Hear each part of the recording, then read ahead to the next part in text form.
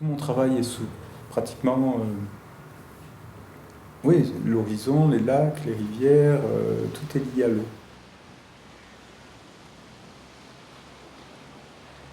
Le principe de la Renaissance est basé sur une ligne d'horizon pour la construction de la perspective, avec des points de fuite qui vont tous sur cette ligne d'horizon. Si on a deux horizons, où on est quoi?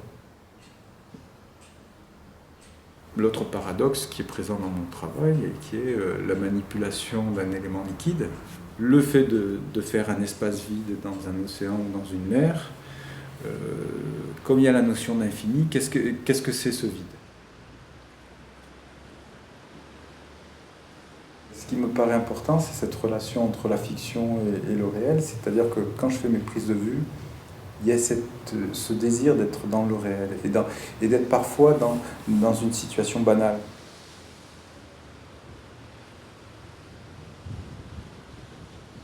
C'est vrai qu'aujourd'hui, je suis plus dans un esprit, dans la prise de vue, de faire des photos par inadvertance.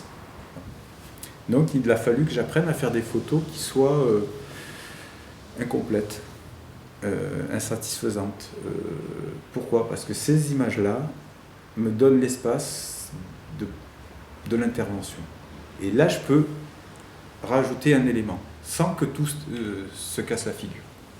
Voire même, au contraire, ces images-là font appel, un peu comme j'ai le vertige, hein, donc ça explique. Voilà, l'appel du vide. Donc ces images doivent être un peu déséquilibrées pour qu'il y ait cet appel du vide. On reste un petit moment devant l'image, on commence à se poser des questions sur la nature de ces vides. C'est là où j'ai découvert indirectement que mon travail n'était pas forcément que sur la représentation.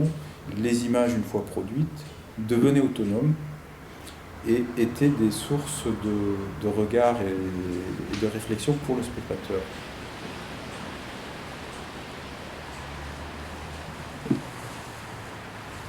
S'il y a une personne qui est en écho avec cette image que j'ai produite et cette image est la source d'un moment particulier de relation avec un spectateur, j'ai gagné mon pari, quoi.